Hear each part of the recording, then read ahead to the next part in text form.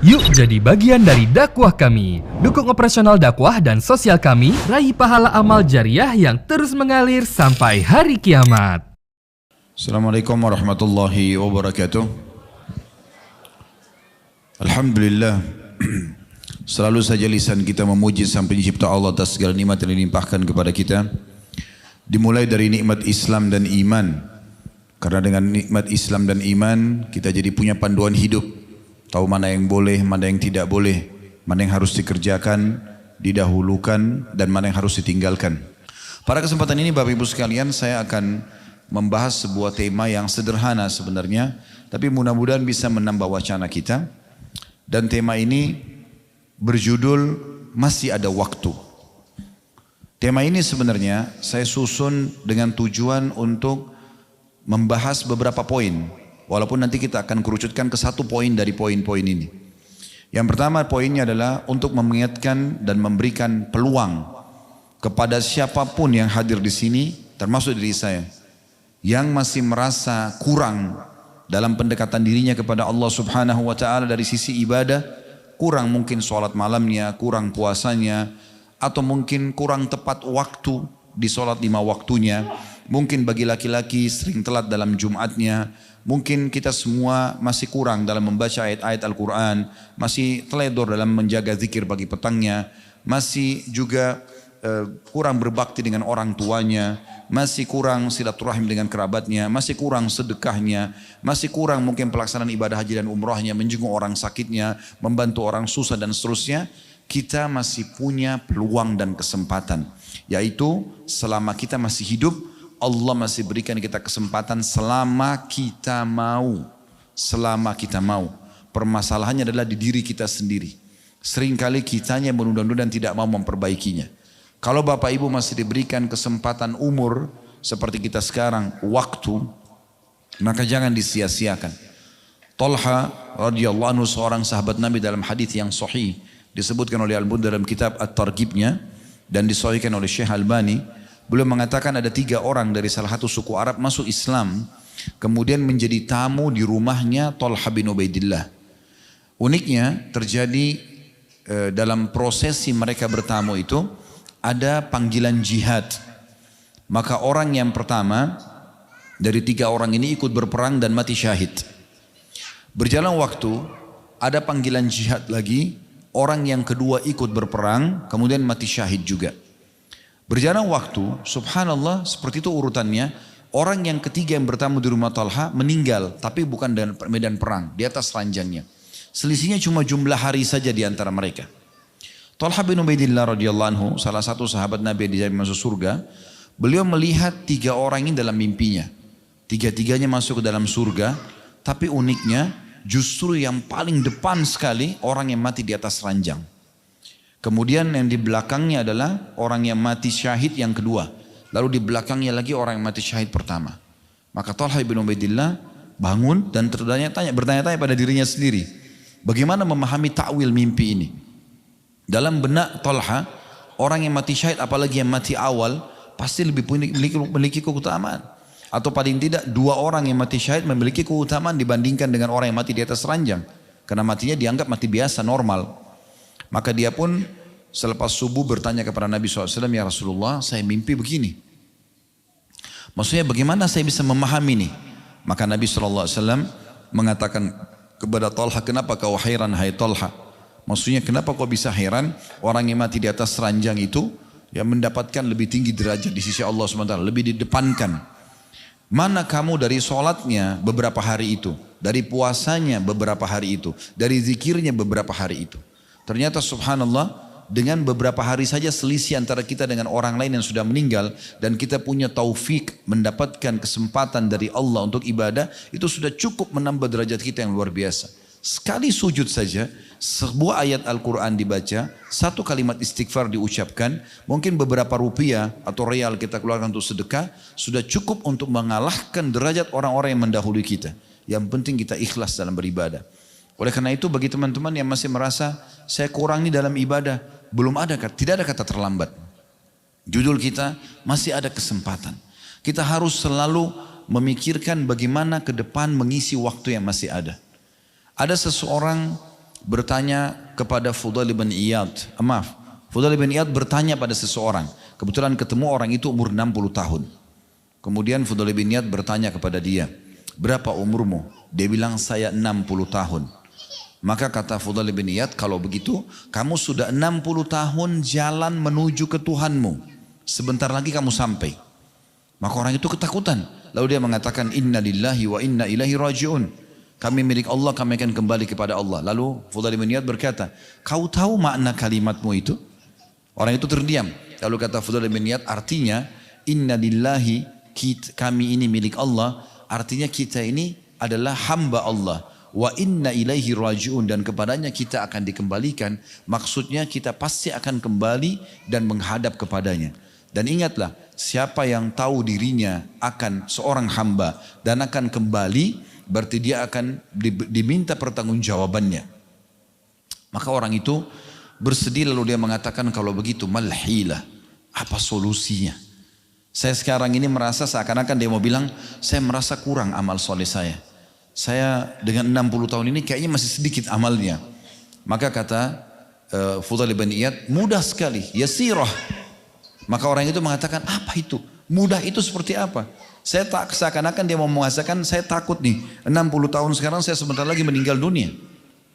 Maka kata Fudail bin Iyad nasihat yang luar biasa. Perbaikin apa yang tersisa dari umurmu ke depan, maksimalkan itu, maka Allah akan memberikan balasan terhadap amal itu dan memaafkan kesalahanmu yang lalu.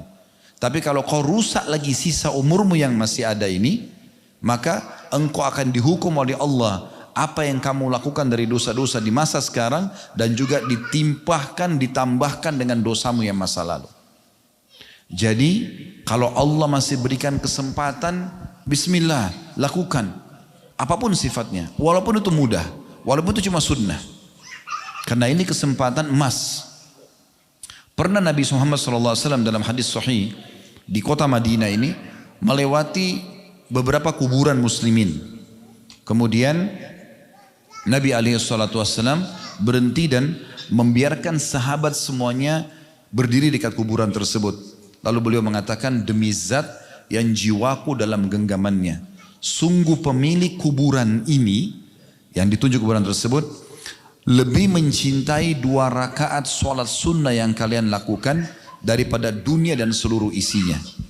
Andai saja orang mati ini, seakan-akan Nabi ingin bilang itu, andai saja orang mati ini dihidupkan sekarang, dihidupkan kembali, maka dia tidak akan lagi mau kembali ke makanan favoritnya, kumpul sama keluarganya, atau melakukan meeting yang miliaran, tapi dia akan justru dia akan memaksimalkan ibadahnya kepada Allah Subhanahu wa taala.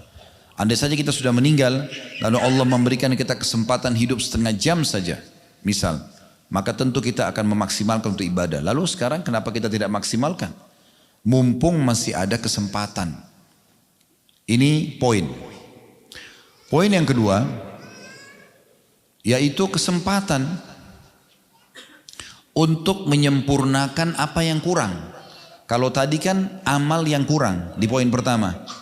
Sekarang menyempurnakan apa yang kurang.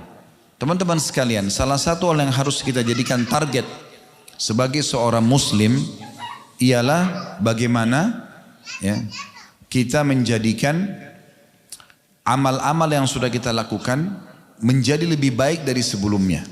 Contoh misal, teman-teman mungkin sudah rutin sholat malam, misal, dan selama ini sholat malamnya 2 rakaat salam, 2 rakaat salam, 2 rakaat salam, 2 rakaat salam, misal, jalankan sunnah Nabi SAW, lalu witir 2 rakaat dan 1. Mungkin selama ini Bapak Ibu yang sholat malam ini membaca surah-surah pendek, sehingga hanya butuh 15 menit, 20 menit sudah selesai 11 rakaat misalnya. Ya. Maka sekarang bagaimana kita pindah ke poin setelahnya, yaitu tingkatkan kualitasnya dan juga kuantitasnya. Tingkatkan kualitas dan kuantitasnya. Artinya sekarang coba kita membuat di buku amal kita tercatat semua yang Nabi pernah lakukan dari tata cara sholat malam. Kita kan selama ini 2 rakaat salam, 2 rakaat salam, 2 rakaat salam misalnya. Ada riwayat menyebutkan Nabi SAW sholat malam 4 rakaat salam, 4 rakaat salam. Pernah riwayat menyebutkan Nabi SAW sholat 8 rakaat baru salam. Maka harusnya ini dikerjakan supaya di buku amal kita tercatat semuanya yang pernah Nabi SAW kerjakan. Tingkatkan ke situ. Kalau kita biasa membaca surah-surah pendek yang kita ulang-ulangin terus-menerus, maka sekarang kita bisa pindah ke surah yang lebih panjang. Tapi Ustadz, saya kan tidak hafal. Baik, ada fatwa ulama di ibadah sunnah, Bapak Ibu bisa pegang mushaf, bisa pegang Quran, bisa pegang mungkin di handphone kita aplikasi Al-Quran. Lagi sholat malam, daripada kita terulang-ulang di juz 30, kita mulai baca dari surah Al-Baqarah. Setiap malamnya kita baca, membaca beberapa ayat, dan yang paling baik adalah kita tentu dalam hadis itu minimal 10 ayat, kemudian ada 100 ayat, ada 1000 ayat. Yang paling maksimal 1000 ayat disebutkan, pahalanya akan sangat melimpah. Maka kita bisa pindah ke tahapan ini. Bagaimana mulai sekarang kita programkan Bapak Ibu sekalian supaya ibadah kita yang tadinya standar itu naik levelnya. Jangan begitu terus. Ya. Kalau kita biasa puasa Senin Kamis saja, sekarang kita tambah dengan Ayyamul Bid misalnya. Kalau tadi kita bersedekah dengan 100.000 rupiah, sekarang kita pindah ke 1 juta rupiah. Kita pindah ke 100 juta rupiah. Kita pindah ke level yang kita belum pernah menyentuh sisi itunya. Karena memang amal-amal ini semuanya akan kita butuhkan, ya. Dan kita harus tahu Bapak Ibu sekalian, amal-amal yang kita kerjakan, yang butuh terhadap amal tersebut adalah kita sendiri. Allah Subhanahu wa taala tidak pernah butuh dengan amal kita. Kenapa ada orang kalau sholat buru-buru? Dia berpikir soalnya kalau Allah butuh dengan amal itu seperti cuma setor kewajiban. Ini keliru sekali. Persepsi ini harus diperbaikin. Yang butuh terhadap sholat tersebut, sedekah tersebut, baca Quran tersebut, zikir tersebut, apa saja, itu adalah kita. Oleh karena itu sebagian salafus saleh, di saat mereka sedang bersedekah, ya, mereka kumpulin harta mereka, mereka bersedekah. Setelah habis, mereka senyum dengan sangat lebar, lalu berkata kepada orang-orang di sekitarnya, lihatlah orang-orang ini, ditunjuk orang-orang miskin yang sudah menerima sedekahnya, lihatlah orang-orang ini membawa amal-amalku ketimbangan amalku, tanpa upah sedikit pun. Persepsi sebagian orang yang masih terpengaruh dengan kapitalis, kalau dia keluarkan berarti berkurang, kan gitu. Orang mukmin tidak seperti itu. Kalau dia memberikan berarti dia beruntung. Kenapa? Dia keluarkan 100.000 rupiah sedekah, dia berikan 1 potong baju, dia berikan sepiring makanan, itu sedang dibawa ketimbangan amal. Dan uniknya dalam sebuah hadis yang sahih diriwayatkan juga oleh Al-Mundhiri dalam kitab Targhib wa Tarhib beliau, kata Nabi SAW, sesungguhnya kalau seseorang di antara kalian bersedekah, maka Allah akan mengurusnya, mengembangbiakannya sampai menjadi seperti gunung Uhud. Walaupun sepotong roti, sebutir kurma dibagi 2, itu bukan seperti itu kita akan terima di timbangan Allah hari kiamat nanti. Kita akan terima seperti gunung Uhud. Di Madinah Anda bisa lihat gunung Uhud. Seperti itu besarnya. Dan kata Nabi SAW, seperti seseorang di antara kalian mengurus dan membesarkan anak kuda atau anak untanya. Allah Subhanahu wa taala tidak akan memberikan balasan kita 1 dibalas 1. Itu tidak ada dalam hitungan Allah Subhanahu wa taala. Allah mengatakan innallaha yarzuqu may yasha bighairi hisab. Allah kalau sudah membalas orang tanpa lagi ada hitungannya. Maka mulai sekarang masih ada kesempatan, mumpung belum datang ajal, tingkatkan level itu. Baca keutamaannya. Dari kalau amal yang biasa standar menjadi yang lebih afdal. Kalau teman-teman biasa dengar ada sebagian ustaz kita mengatakan afdalnya begini. Nah cari afdal itu. Bagaimana kita mencari yang afdal? Sholat duha biasa 2 rakaat, sekarang tingkatkan 4 rakaat. 4 rakaat, sekarang pindah ke 8 rakaat. Cari yang paling tinggi. Selalu begitu. Maka ini nanti akan membuat kita selalu sibukkan diri kita dengan amal soleh. Kalau orang menyibukkan diri dengan amal soleh teman-teman, maka sudah cukup dia menjalankan perintah Allah Subhanahu Wa Taala yang merupakan target utama dia diciptakan, dan juga sudah cukup akan menjadi tameng yang sangat kuat menyelamatkan dia dari maksiat. Kita nggak usah meluangkan waktu khusus untuk meninggalkan dosa, nggak perlu. Sibukkan diri dengan amal soleh, maka kita akan tinggalkan dosa dengan sendirinya. Dosa nggak perlu kita pikirkan secara khusus bagaimana saya tinggalkan ini, enggak. Sekarang sibukkan diri dengan amal soleh, maka dengan sendirinya kita akan jauh dari perbuatan dosa tersebut. Bukankah Allah SWT mengatakan inna sholata tanha 'anil fahsya'i wal munkar? Salat itu akan menahan seseorang dari perbuatan keji dan mungkar. Jadi orang kalau sudah melakukan ibadah, nanti itu kayak menjadi tameng buat dia. Setiap dia mau berbuat dosa, dia jadi takut sendiri. Atau bahkan tidak ada waktu untuk berbuat dosa karena sibuknya dengan amal soleh. Ini poin yang kedua. Jadi poin yang pertama, orang yang masih belum berbuat amal soleh, dia sekarang beramal soleh. Yang kedua adalah orang yang sudah berbuat, tingkatkan levelnya. Poin yang ketiga, kesempatan ya, untuk menghilangkan dosa-dosa kita dan hisab pada hari kiamat. Ini akan kita fokus bahas nanti di poin ini. Teman-teman, siapa di antara kita di sini yang punya permasalahan dengan Tuhannya Allah Subhanahu wa taala, dia punya dosa, maka segera taubat. Segera kembali kepada Allah. Demi Allah teman-teman sekalian, taubat ini sebuah tiket VIP dari Allah yang dikhususkan untuk hamba-hambanya. Luar biasa gitu. 50 tahun seseorang berbuat dosa, zina setiap hari, mabuk setiap hari, bahkan kufur, syirik dan segala macam. Begitu dia taubat nasuha, bersih semuanya. Kata Nabi SAW, at-taibu minadz dzambi kaman la dzambalah. Orang yang taubat dari satu dosa atau dari dosa, maka seperti orang tidak ada dosanya. Dan dalam hadis yang lain kata Nabi SAW, at-taubatu tujubu ma qablaha. Taubat akan membersihkan semua dosa masa lalu. Apapun itu sifatnya. Kalau berhubungan dengan Allah Subhanahu wa taala, kita dengan taubat nasuha. Taubat yang tulus kepada Allah Subhanahu wa taala. Kata Imam Nawawi rahimahullah, dengan 3 syarat mutlaknya. Tinggalkan dosa itu seketika, lalu menyesali dan janji sama Allah tidak mengulanginya. Kalau itu berhubungan dengan makhluk, ini butuh rincian. Siapapun di antara kita teman-teman yang punya masalah dengan orang, ya, sosok manusia, siapapun dia, ya, maka lihat, kalau dia yang benar, ini ada rincian. Kalau dia benar dari sisi kita pernah menggibahnya, merusak citranya, ya, maka kita harus memperbaiki citra itu dan minta keridhaan dia.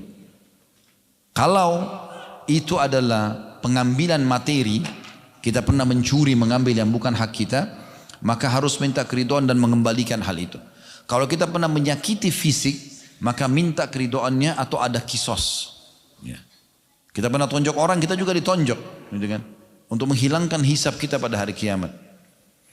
Dan Nabi SAW sudah ingatkan, siapapun di antara kalian yang punya sangkutan dengan saudaranya, maka selesaikan di sini di dunia. Sebelum datang hari nanti di sana, tidak ada manfaatnya dirham dan dinar. Nggak ada lagi manfaat dirham, tidak ada lagi, tidak bisa kita bayar orang itu, kita ridhokan dengan rupiah, dengan dolar, dengan real, tidak bisa lagi. Lalu kata para sahabat, ya Rasulullah, memang ada apa di sana nanti? Bagaimana kami menebus kesalahan kami kalau punya masalah dengan orang lain? Kata Nabi SAW, dengan amalmu atau dosa-dosanya. Dibayar dengan sholat kita, puasa kita, sedekah kita. Itu yang dipakai bayarin kalau kita punya permasalahan dengan orang lain. Kita pernah menggibahnya, kita pernah memfitnahnya, kita pernah mencaci maki, pernah mengambil haknya, atau pernah bahkan menyakiti fisiknya. Maka akan dibayar dengan amal-amal kita. Kalau amal kita tidak cukup, maka secara otomatis Bapak Ibu sekalian, dosa-dosa mereka, zinanya, ribanya akan ditimpakan kepada kita. Mereka yang buat, kita yang dihukum. Maka ini berat sekali. Makanya sering kami nasihati, buat diri saya tentu, dimulai dari diri kami, kemudian Bapak Ibu sekalian, saya selalu bilang, menujulah kepada akhirat, karena kita semua akan ke sana. Allah mengatakan, wa ilaihil masir, kepadanya kalian akan dibawa pulang, ya, akan kembali. Maka pergilah ke sana menuju kepada Allah SWT. Toh kita semua juga akan meninggal dengan membawa 2 hal, membawa amal saleh dan teman saleh. Membawa amal saleh, semua sibuk dari amal saleh ke amal saleh yang lainnya. Sebagaimana tadi kami sudah berikan gambaran secara umum, dan juga bawa teman saleh. Dalam sebuah asar disebutkan, kata Nabi SAW, nanti akan ada orang dikeluarkan dari neraka. Orang-orang neraka di sekitarnya bertanya-tanya, kenapa orang ini keluar? Apa ada amal salehnya yang menyelamatkannya? Maka kata orang-orang atau para malaikat yang menjaga neraka mengatakan, karena bantuan dan syafaat dari saudara temannya, ya, seseorang muslim yang memberikan syafaat kepadanya. Oleh karena itu, pada saat itu ahli neraka semua berharap pada saat di dunia mereka punya teman-teman yang soleh, yang bisa menyelamatkan mereka pada hari kiamat. Kita tidak pernah tahu, mungkin amal kita kurang, tapi ada orang-orang yang bisa membantu kita. Dan Nabi SAW mengatakan, akan ada dari umatku orang yang bisa memberikan syafaat sampai seperti suku Mudhar. Suku Mudhar ini jumlahnya jutaan orang sekarang, gitu kan. Maka dia bisa memberikan syafaat karena banyaknya amal soleh yang dia persiapkan. Jadi ini harus benar-benar menjadi sebuah poin pertimbangan yang matang sekali. Jangan sampai nanti kita akan ada hisab hari kiamat, ya. Dan nanti, ya, kita harus jadi pertimbangan supaya ada orang yang bisa menolong kita nantinya. Juga jangan bawa dua hal. Jangan bawa dosa dan jangan bawa musuh. Itu saja sederhananya. Dari dosa ke dosa yang pernah kita kerjakan sekarang stopin. Kita bertobat dan kita perbaikin. Tadi sudah kami berikan gambaran dan akan panjang lebar kita jelaskan poin ini insya Allah. Kemudian yang kedua adalah jangan bawa musuh. Jangan setiap hari gosipin orang misalnya. Banyak orang sudah ikut pengajian, sudah mulai hijrah, tapi nggak sadar masuk menggibah orang lain. Gibah itu teman-teman menceritakan sesuatu yang ada pada saudara muslim yang dia tidak suka untuk diceritakan. Itu sudah gibah. Waktu Nabi SAW tanya para sahabat, apakah kalian tahu apa itu gibah? Yang Allah Subhanahu Wa Taala menyebutkan dalam Al-Quran surah Al-Hujurat, ayuhibbu ahadukum an ya'kula lahma akhihi maitan fakarihtumu. Apakah kalian mau dengan gibah itu dihukum seperti memakan bangkai saudaranya sendiri? Dan kalian tidak suka itu? Maka Nabi tanya kepada sahabat, apa kalian tahu apa itu ghibah? Maka mereka mengatakan Allah dan Rasulnya lebih tahu. Kata Nabi SAW, engkau menceritakan apa yang ada pada saudaramu yang dia tidak suka diceritakan. Sudah cukup jadi ghibah. Dan itu dosa besar. Imam Az-Zahabi rahimahullah menulis kitab Al-Kabair, dosa-dosa besar. Imam Syekh Muhammad bin Al-Wahhab menulis kitab Al-Kabair, juga masukkan ghibah dosa-dosa besar. Syekh Muhammad Munajjid di masa kita sekarang menulis kitab Al-Kabair, masukkan dalam dosa-dosa besar. Dan hampir semua buku-buku hadis menyebutkan tentang ghibah bagian daripada dosa besar karena diikuti dengan ancaman yang berat. Berapa banyak orang begitu dulu sama temannya, saya mau cerita ya, tapi saya bukan ghibah loh ya, tapi cerita aibnya orang. Cerita tentang orang tidak suka. Kan itu aneh ya. Saya berapa kali disampaikan, dikeluh kesahkan oleh sebagian ikhwat dan akhwat kita, Ustaz, di pengajian saya lihat akhwatnya sudah jilbab besar semua, ikhwanya pada berjenggot semua, tapi kalau duduk gosipin orang. Sudah tahu nggak si fulan? Sudah tahu nggak si fulan? Si fulan dan si fulan, tidak boleh. Kita nggak ada urusan sama kita itu. Di depan mata kalau kelihatan kebaikan kita dukung, kalau kelihatan kesalahan kelihatan ya, baru kita ingkar mungkar, baru kita luruskan. Kalau kita nggak tahu jangan ikut campur. Jangan pernah mengorek-orek sesuatu yang kita tidak pernah tahu. Saya dengar katanya begini dan begitu. Itu untuk apa? Apa manfaatnya? Menjadi musuh buat dia hari kiamat. Apalagi sampai fitnah, nyebarin berita yang dia tidak cross check. Dan cross check pun ini ada satu benang merah kata para ulama penting. Cross check itu kalau ada hubungannya sama kita. Kalau nggak ada hubungannya untuk apa cross check? Akhi saya mau tabayun, saya mau cross check. Benar nggak begini? Padahal nggak urusan sama dia. Untuk apa? Kalau ada hubungannya baru kita cross check. Kita yang digibah, kita yang dituduh. Nah saya cross check. Kalau enggak, semua orang kita mau cross check gitu kan. Ada orang kadang-kadang datang kepada saya, Ustaz saya mau tabayun. Saya enggak kenal orang ini, apa yang mau ditabayun? Gitu kan. Harusnya kan jelas ada hubungan sama dia enggak? Gitu kan.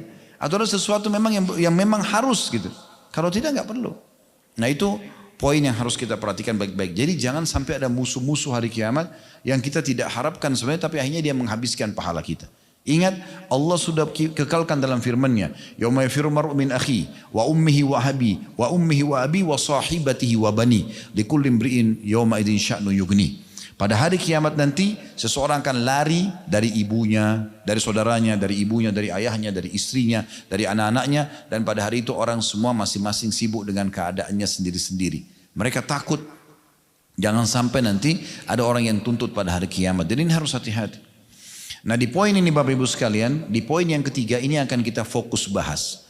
Saya akan coba bahas teman-teman sekalian bagaimana bonus dan tiket VIP yang Allah berikan kepada kita ini. Baik bagi teman-teman yang sudah sering bertaubat, maka dia bisa perbaharui taubatnya, atau orang yang masih malas bertaubat, mungkin dengan menganggap dirinya tidak punya dosa, atau punya dosa tapi masih menunda-nunda. Nah ini penting sekali untuk dibahas. Kalau orang yang sudah sering tobat, Bapak Ibu sering jadikan zikir setiap hari 100 kali istighfarnya. Gak ada masalah. Rutinkan setiap hari. Perbanyak jumlahnya. Karena Nabi SAW mengatakan, wahai sekalian manusia, beristighfar dan bertobatlah kepada Allah. Karena aku bertobat kepada Allah sehari 100 kali. Bisa bermakna dalam satu hari Nabi baca 100 kali. Bisa bermakna setiap ada kesempatan baca 100 kali. Karena dalam riwayat Anas bin Malik radhiyallahu anhu dalam hadis sahih, beliau mengatakan kami menghitung pada saat sedang duduk bersama Nabi SAW, beliau mengatakan Rabbighfirli wa tub alayya dalam satu majelis 100 kali. Berarti tidak harus ada batasan 100 kali saja, bisa lebih daripada itu. Kata Ibnu Taimiyah rahimahullah, saya pernah punya masalah mumet, saya nggak tahu harus bagaimana solusinya, pusing dengan itu, maka saya beristighfar 1000 kali sampai saya dapatkan dada saya lapang. Dan itu. Jadi ini sebuah pola yang harusnya kita bisa terapkan dalam kehidupan. Bagi orang yang sudah biasa pun tinggal istiqomah, dan dijaga itu. Bagi orang yang masih malas tobat karena menganggap dirinya tidak ada dosanya, ini keliru. Karena tobat dan istighfar tidak harus juga ada dosa. Apalagi dosa-dosa ini kadang-kadang ada yang kita tidak sadari ya. Sekarang kita lewat di satu jalan, contoh saja, ada pelang minuman keras atau ada satu iklan kemungkaran. Lalu kita lewat saja, itu kan bukan urusan saya, kita lewat. Itu dosa, kita harus amar ma'ruf nahi mungkar, minimal dengan hati. Kalau kita lewat kita nggak pungkiri berarti ada dosanya, kan begitu. Bukankah Imam Syafi'i rahimahullah memberikan pelajaran penting kepada kita? Beliau punya guru satu imam namanya Imam Waqi'. Setiap hari Imam Syafi'i pergi nyetor hafalan ke Imam Waqi', tapi selalu lupa. Maka Imam Syafi'i mengeluhkan masalah ini kepada gurunya Imam Waqi'. Dia mengatakan syaqautu ila Waqi'i su'a hifdhi. Aku mengeluhkan kepada Imam Waqi' tentang buruknya hafalanku. Wa akhbarani bi anna ilma fa arsyadani ila tarkil ma'asi.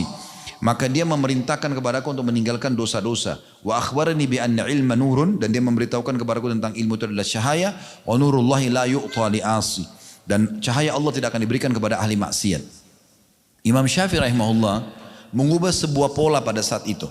Ya. Jadi beliau yang biasanya menuju ke Imam Waqi' melewatin sebuah pasar, beliau ubah jalurnya. Subhanallah, setelah beliau ubah jalurnya, maka setelah itu hafalannya jadi kuat. Kata Imam Syafi'i rahimahullah, setelah saya amalkan ini, menutup semua keran-keran dosa, walaupun tidak disengaja, maka saya kalau membuka buku kitab, saya menutup sebelahnya. Karena kalau saya buka, saya hafal seketika semuanya. Jadi ada keberkahan yang Allah SWT berikan. Oleh karena itu seringkali ada dosa yang kita tidak sadari, ya kan? Mungkin dosa di masa sekarang atau dosa di masa lalu. Dari mana kita dapat jaminan semua dosa kita sudah terbersihkan di masa lalu? Mungkin masih ada sangkutan dengan orang, gitu kan? Juga sama bagi orang yang berdosa dan masih menunda-nunda taubat. Apa yang Anda tunda kira-kira? Apa yang membuat Anda pelaku dosa menunda taubatnya? Menunggu malaikat maut datang tiba-tiba kelihatan baru kemudian mau taubat? Yang Allah ceritakan di akhir surah di ayat 10-nya surah Al-Munafikun. Pada saat datang kematian baru dia mengatakan, ya Allah, tundalah kematianku beberapa saat agar aku sempat bersedekah dan aku termasuk orang-orang soleh.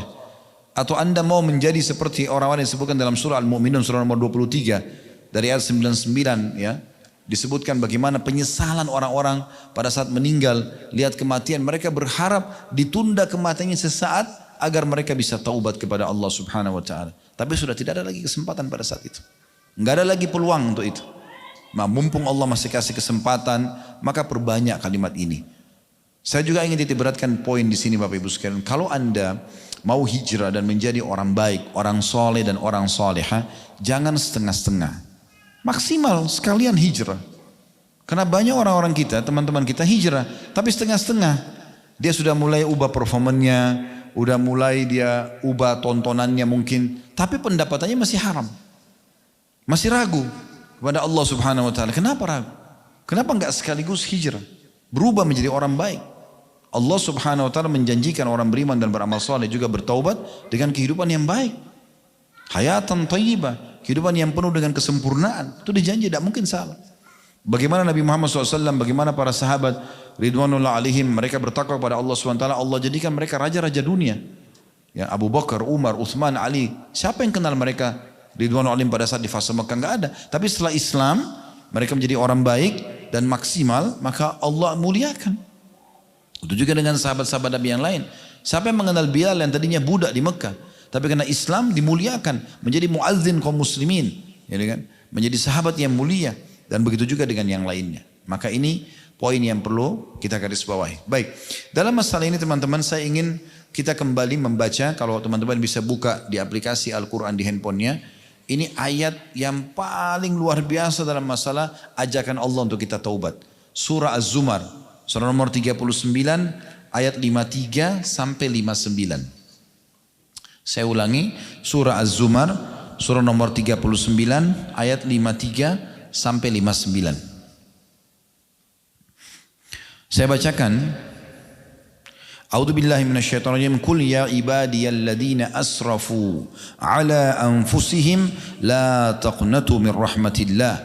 Qul ya ibadiyalladzina asrafu ala anfusihim la taqnatu min rahmatillah innallaha yaghfiru dzunuba jami'a innahu huwal ghafurur rahim. Itu ayat 53. 54-nya wa anibu ila rabbikum wa aslimu lahu min qabli an ya'tiyakumul adzabu thumma la tunsarun. Selanjutnya ayat 55-nya nanti saya terjemahkan sekaligus insyaallah. Wattabi'u ahsana ma unzila ilaikum min rabbikum min qabli an ya'tiyakumul adzabu baghtatan wa antum la tash'urun. Ayat selanjutnya 56-nya an taqula nafsun ya hasrata ala ma farrattu fi jambillahi wa in kuntu laminas sakhirin. 57-nya au taqula law anna Allah hadani lakuntu minal muttaqin. 58-nya au taqula hina taral adzaba law anna li karratan fa akuna minal muhsinin. 59 yang terakhir bala qad ja'atka ayati fakadzdzabta biha wastakbarta wa kunta minal kafirin. Terjemahan ayat 53-nya, katakanlah hai Muhammad, wahai hamba-hambaku, semua Allah panggil, mau beriman, mau kafir, Allah kasih kesempatan ini. Wahai hamba-hambaku, yang telah melampaui batas terhadap diri mereka, banyak sekali dosanya. Janganlah kamu berputus asa dari rahmat Allah. Jangan bilang Allah tidak akan ampuni saya. Sesungguhnya Allah mengampuni dosa-dosa semuanya. Kata ulama semuanya berarti besar, kecil, sengaja, nggak sengaja, gitu kan? Semua diampuni. Sungguh dialah yang maha pengampun. Selanjutnya Allah mengatakan, setelah taubat dan kembalilah kamu semuanya kepada Tuhanmu. Mulailah beribadah setelah hijrah, setelah taubat, menjadi orang yang baik. Dan tadi saya bilang jangan setengah-setengah. Dan berserah dirilah kepadanya sebelum datang azab kepadamu. Maksudnya siksaan akan datang kepada orang yang menunda-nunda taubatnya. Kemudian kamu tidak dapat ditolong lagi pada saat itu. Dan ikutilah sebaik-baik apa yang telah diturunkan kepadamu. Maksudnya Al-Quran dan sunnah Nabi SAW. Dari Tuhanmu sebelum datang azab kepadamu secara mendadak. Sedang kamu tidak menyadarinya. Di poin ini mungkin teman-teman tidak asing. Sekarang terjadi gempa besar ya. Di Turki, perbatasan sama Syria, itu lagi buah bibir dibahas luar biasa. Building-building yang besar, yang kokoh, hanya dengan berapa detik sentakan gempa tersebut rubuh semuanya. Ya. Itu luar biasa itu. Jadi orang-orang yang di dalam pun tidak sempat keluar, tidak sadar. Memang begitu, mendadak tiba-tiba. Kemarin kita bisa rasakan gempa. Berapa waktu yang lalu kalau salah sempat juga Jakarta terjadi gempa. Ya sebelumnya juga ada di Sukabumi, di Cianjur dan di beberapa tempat. Ada gempa terjadi. Dan ini adalah peringatan keras dari Allah Subhanahu wa Ta'ala kepada penduduk bumi.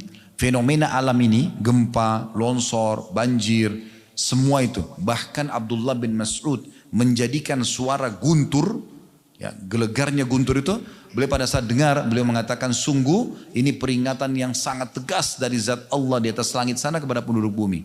Artinya mereka harus segera kembali kepada Allah. Jadi harus engah ini, ya. Jangan kita anggap itu cuma sekedar seperti orang-orang non-muslim yang tidak faham syariat Allah SWT. Oh ini karena fenomena alam saja.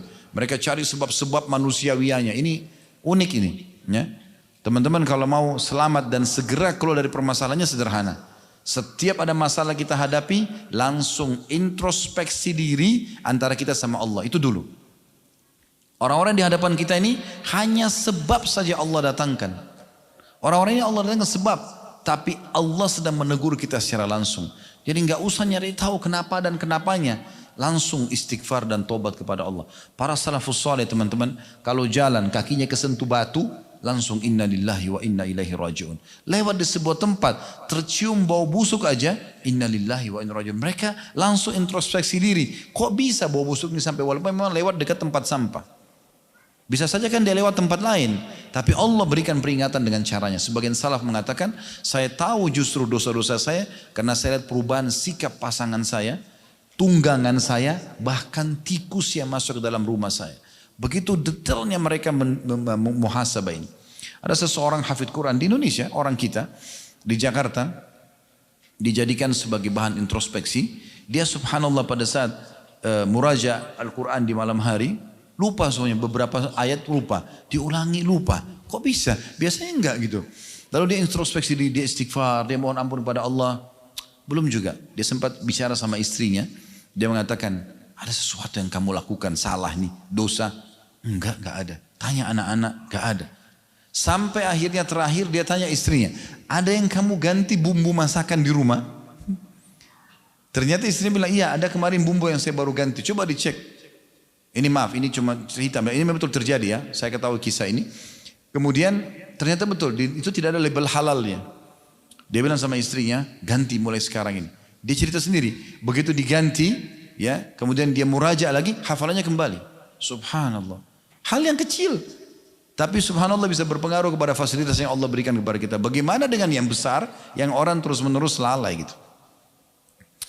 Selanjutnya, kata Allah subhanahu wa ta'ala, ya, saya ulangi tadi ya. Dan segeralah, ya, atau ikutilah sebaik-baik apa yang diturunkan kepadamu, maksudnya Al-Quran dari Tuhanmu sebelum datang azab kepadamu secara mendadak sedangkan kamu tidak menyadarinya. Agar jangan ada orang yang mengatakan nanti pada saat mau meninggal, alangkah besar penyesalanku atas kelalaianku dalam menunaikan kewajiban terhadap Allah, dan sungguhnya aku termasuk orang-orang yang memperolok-olok agama Allah. Mesti semasa hidup mati dia nyesal tapi tidak ada gunanya. Atau agar jangan juga nanti ada di antara kalian pada saat menghadapi kematian berkata, sekiranya Allah memberi petunjuk kepadaku, tentulah aku termasuk orang-orang yang bertakwa. Saya ingin garis bawahi poin ini teman-teman. Allah itu benar-benar memberikan kebebasan full kepada kita. Allah bilang, faman syaa falyu'min wa man syaa falyakfur. Siapa yang mau beriman silakan, yang mau beramal saleh silakan, siapa yang mau kafir silakan. Allah enggak pernah datangkan malaikat nampak depan mata kita bawa cambuk, bawa pedang, kalau kita enggak sholat dipukulin, enggak pernah. Tapi Allah buat hati kita tersentuh, dengarin azan, ada seruan kayak gini, panggilan umrah, panggilan taklim, kita jadi mau ikut. Itu kalau orang yang cerdas dia tangkap sinyal itu, gitu kan? Allah cuma datangkan sinyal-sinyalnya. Kita harus jeli, maka harus faham baik-baik teman-teman. Kita harus selamatkan diri kita dengan kebaikan-kebaikan dan sinyal yang Allah kirimkan. Begitu juga baik dalam mengerjakan amal soleh ataupun meninggalkan dosa-dosa. Berapa banyak di antara kita pada saat mau buat dosa dia ketakutan, ya. Sudah peringatan dari Allah, dia lakukan pun Allah masih datangkan peringatan mungkin dari lisan pasangan hidupnya, dari anaknya, dari tetangganya, dari orang sekitarnya, dari gurunya, dari muridnya, ya. Saya subhanallah pernah tertidur di rumah, waktu itu siang hari agak letih, menjelang asar, azan asar, ada anak saya yang Allah amanahkan umur 2 tahun setengah, hampir 3 tahun, tiba-tiba datang bangunin saya, abati sholat. Dia bicara gitu, suaranya masih kanak-kanak, masih hampir 3 tahun, sholat gitu. Saya kaget, lalu saya melihat anak ini, dia nggak faham gitu sebenarnya. Tapi Allah gerakkan dia untuk bisa membuat kesempatan kita untuk sholat. Lalu kita bangun. Ya. Bahkan kadang-kadang di sholat malam pun Allah datangkan nyamuk untuk mengganggu kita supaya kita bangun sholat malam. Tapi kita enggak. Ya. Lalu kemudian dikatakan, dan jangan juga sampai ada yang mengatakan nanti sekiranya Allah memberi aku petunjuk kepada memberi petunjuk kepadaku, tentulah aku termasuk orang yang bertakwa. Padahal petunjuk Allah sering datang. Termasuk Bapak Ibu dengarkan pengajian seperti ini. Atau ada juga Allah gambarkan penyesalan. Agar jangan ada yang berkata ketika melihat siksa nanti, sekiranya aku dapat kembali ke dunia, tentu aku akan termasuk orang-orang yang berbuat kebaikan. Lalu Allah menutup ayatnya sambil mengatakan, sungguh sebenarnya keterangan-keteranganku telah datang kepada kamu semua. Firman Allah sudah ada, Al-Quran sudah diterjemahkan, hadis-hadis sudah banyak, para ustadz dan ustadzah menyampaikan, kiai menyampaikan, penyampaian peringatan-peringatan syekh menyampaikan. Sungguh sebenarnya keterangan-keteranganku kata Allah telah datang kepadamu, tapi kamu mendustakannya, malah kamu menyombongkan diri dan termasuk orang-orang yang kafir. Tapi saksi bahasan kita adalah potongan ayat atau bagian ayat pertama, ayat 53-nya, Allah menyeru kepada semua hamba-hambanya yang telah melampaui batas, mereka tidak perlu merasa putus asa karena rahmat Allah sangat luas, ya. Rahmat Allah sangat luas. Baik, selanjutnya Bapak Ibu sekalian, untuk menambah bahasan ini kita juga perlu tahu tentang masalah efek, ya, kalau Bapak Ibu melakukan perbuatan dosa, ya. Jadi kan ada orang sebagian menganggap remeh dosa itu, nggak apa-apa gitu ya. Padahal sebenarnya dia dengan berbuat itu pasti akan ada efek sekecil apapun dia, ya. Maksudnya dosa itu efeknya tetap akan ada. Di antaranya kata Nabi SAW dalam sebuah hadis, Kata beliau, innal abda idza akhta'a khati'atan nukitat fi qalbihi nuqtatan sauda. Sesungguhnya seorang hamba kalau melakukan satu perbuatan dosa, maka Allah akan titikkan dalam hatinya sebuah titik yang berwarna hitam. Fa idza huwa naza'a wastaghfara wa taba suqila qalbuhu. Kalau dia segera berhenti memohon maaf kepada Allah, istighfar dan taubat, mengikrarkan tidak akan mengulanginya, maka akan dibersihkan dari hatinya. Wa in ada zida fiha hatta ta'lu qalbah. Kalau dia ulangi lagi dosa itu, maka akan kalau dia tadi ada titik hitam, dia tidak bertaubat, tidak istighfar, tidak minta maaf sama Allah, dia ulangi lagi, maka ditambahkan lagi titik hitam yang selanjutnya. Sampai akhirnya menguasai dan memenuhi hatinya. Wa huwa ar-ran alladhi dzakara Allah. Dan dia adalah peringatan yang telah Allah sampaikan dalam firman-Nya, kalla barrana ala qulubihim ma kanu yaksibun. Sesungguhnya kata Allah, sekali-kali tidak demikian, sebenarnya apa yang selalu mereka lakukan itu telah menutup hati mereka. Maksudnya apa? Dosa itu akan punya efek minimal menutupi hati kita agar bisa mendapatkan dan merasakan kenikmatan iman. Ada orang teman-teman kalau hatinya sudah bersih, sedikit dengar ayat Al-Quran walaupun tidak ngerti artinya bisa nangis. Melihat jenazah lewat bisa nangis. Mudah sekali untuk menangis. Mudah sekali untuk merasa takut. Ada orang hatinya sudah keras. Dia naik mobil sama temannya, tabrakan, temannya mati, kepalanya bocor, ya, pecah kepalanya, batok kepalanya. Dia selamat, dia cuma mengatakan syukur saya tidak mati. Dia tidak ambil pelajaran, padahal Allah sudah dengan peringatan depan matanya, bisa saja dia kena juga. Saya waktu lihat beberapa cuplikan penyampaian dari sebagian warga di wilayah-wilayah kita yang lolos dari longsor segala macam. Mereka dengan menceritakan longsor itu begini, tanahnya berputar, ada rumah yang masuk ke dalam, kemudian ada lagi yang disemburkan keluar lagi.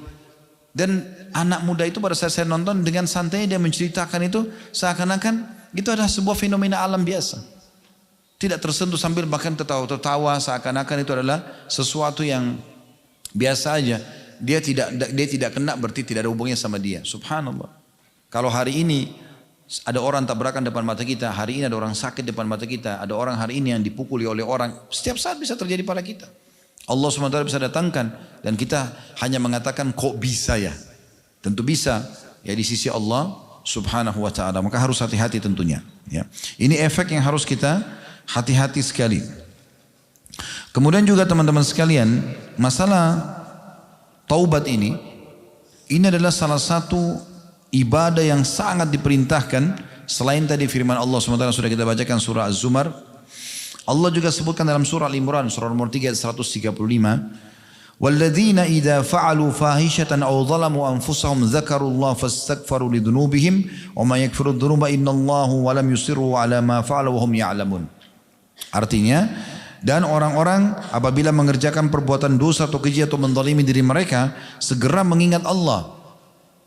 Sebagian ulama mengatakan pada saat dia berbuat dosa atau akan melakukan, Allah datangkan peringatan itu.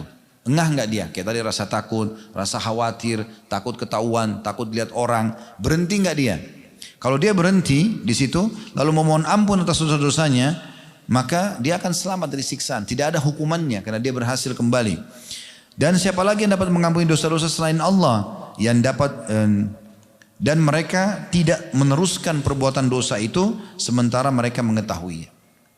Dan kita juga tahu ya hadis Nabi SAW yang masyhur diriwayatkan oleh Imam Bukhari, Imam Tirmidzi dan dihasankan oleh para ulama, innallaha yaqbalu taubatal abdi ma lam yughargir. Allah akan menerima taubat hambanya selama dia belum sampai ke tenggorokan, ya. Juga hadis yang masyhur, mungkin teman-teman sudah tidak asing mendengarkan hadis ini. Hadis yang diriwayatkan oleh Bukhari dan Muslim, lillahi asyhadu farhan bi taubati 'abdi hina yatubu ilaihi min ahadikum ala rahilatihi bi ardi falatin famfalatat minhu wa 'alaiha ta'amun wa syarabu fa aisa minha fa ata syajaratan fattaja'a fi dhillaha qad aisa min rahilatihi فبينما هو كذلك إذا هو بها قائمة عنده فأخذ بخطامها ثم قال من شدة الفرح اللهم أنت عبدي وأنا ربك أخطأ من شدة الفرح. Sesungguhnya Allah sangat gembira dengan taubat hamba-hambanya. Pada saat dia bertaubat dan kembali kepada Allah, Allah sangat gembira dengan itu. Lebih gembira lagi daripada seseorang dari kalian membawa seluruh bekalnya di atas tunggangannya. Dia berada di sebuah tanah yang tak bertuan atau tandus. Kemudian dia pergi ke bawah sebuah pohon dan dia beristirahat. Di atas tunggangan itu ada seluruh makanan dan bekal-bekal, minuman dan makanannya. Pada saat dia bangun hilang. Kemudian dia mencari kembali. Ternyata dia tidak menemukan. Pada saat dia sudah putus asa, dia mengatakan pada dirinya sendiri, saya coba kembali ke pohon yang tadi saya tidur. Saya coba tidur, mudah-mudahan saya meninggal, saya tidak bangun lagi. Pada saat dia terbangun di tidur yang keduanya, dia temukan untanya dan seluruh bekalnya ada di hadapan dia. Maka bagaimana gembiranya dia? Allah lebih gembira daripada hamba tersebut. Dan kata Nabi SAW, saking gembiranya hamba itu, dia mengatakan, salah dia ucapkan, ya Allah sungguhnya kau adalah hambaku dan aku adalah Tuhanmu. Baik teman-teman sekalian, kita akan tutup dengan beberapa kisah. Ya. Yang kisah ini teman-teman sekalian kita berharap ya bisa menambahkan keimanan kita tentunya. Saya akan sampaikan kisah tentang Tha'labah bin Abdurrahman radhiyallahu anhu, seorang sahabat Nabi. Dan ada buku yang ini judulnya Bergegas Taubat yang Allah amanahkan kami susun. Ini di sini sudah saya sebutkan kisahnya. Tha'labah bin Abdurrahman ini teman-teman seorang sahabat yang baik ibadahnya. Kemudian satu waktu dia melewati rumah seorang sahabat Ansar yang kebetulan istrinya lagi mandi dan dia melihatnya. Melihat ke arah wanita yang sedang mandi itu. Dia melihat beberapa kali, setelah itu tiba-tiba hatinya merasa ketakutan kepada Allah. Dan saking takutnya dia, ini adalah dosa, gitu kan? Dia terus tanda kutip dihantui perasaan takut itu sampai akhirnya dia takut jangan sampai Allah bongkar perbuatan dia itu melihat wanita yang sedang mandi ini dalam Al-Quran. Karena di masa itu ayat Al-Quran kan lagi turun, ya. Sampai ayat kan Bapak Ibu tahu surah Al-Mujadilah tentang perbicaraan antara suami istri Allah buka dalam Al-Quran, gitu kan? Terus perasaan apa Nabi SAW pada saat Allah perintahkan untuk nikah dengan mantan istri anak angkatnya Zaid yang bernama Zainab, Allah angkat sebagai sebuah contoh di tengah-tengah masyarakat agar tidak ada larangan untuk menikahi mantan pasangan anak angkat. Kalau anak mantu kan tidak boleh jadi mahram abadi walaupun sudah bercerai sama anak sama pasangannya. Tetap tidak ada namanya mantan mertua dan mantan anak mantu. Tapi ini Allah angkat. Maka Tha'labah ini ketakutan pada saat itu radhiyallahu anhu. Beliau saking takutnya, akhirnya beliau lari ke atas sebuah gunung antara kota Mekah sama Madinah. Melarikan diri dari Nabi SAW, melarikan diri dari orang, mengasingkan diri.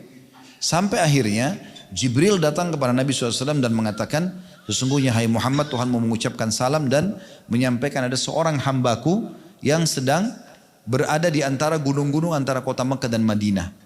Dia telah bertobat dan kembali kepadaku. Ya. Temui orang itu. Maka Nabi SAW panggil Umar dan Salman. Radhiyallahu anhuma. Dipanggil kemudian berkatalah pada saat itu Nabi SAW, hai Umar, hai Salman, pergilah ke gunung-gunung di wilayah ini. Sesungguhnya Allah mengatakan sana ada seorang hambanya. Ya, tepatnya namanya Tha'labah bin Abdurrahman radhiyallahu anhu ajmain. Maka Umar pun keliling, tapi karena gunung banyak di wilayah itu padang pasir luas. Di mana ini mau dapat orang ini? Tidak sengaja Umar sama Salman ketemu sama seorang wanita. Waktu itu dia pengembala domba. Ya. Namanya Zufafah radhiyallahu anha. Ini perempuan. Lalu Umar dan Salman tanya, ada enggak orang yang pernah kamu temui selama kau bawa gembalaan di gunung-gunung ini? Yang orang itu ya ciri-cirinya seperti ini dan itu. Maka kata wanita tersebut, mungkin yang kalian cari orang yang ingin menyelamatkan diri dari api neraka. Kata Umar, dari mana kau tahu dia ingin menyelamatkan diri dari api neraka? Kata wanita tersebut, karena saya biasa melihat orang itu keluar dari celah-celah gunung di malam hari, kemudian dia memegang kepalanya sambil mengucapkan penyesalannya. Ya, di antara itu disebutkan riwayat dia mengatakan, ya Allah, mengapa engkau tidak cabut saja nyawaku, binasakan tubuhku dan tidak agar engkau tidak menelanjangiku pada hari penghakiman nanti. Maksudnya, ya Allah jadikan hukuman daripada perbuatanku diwafatkan. Tapi jangan buka aib ini nanti pada hari kiamat. Terus dia ketakutan setiap malam seperti itu. Maka kata Umar, orang itu yang kita cari. Di mana dia? Ditunjukkanlah tempatnya.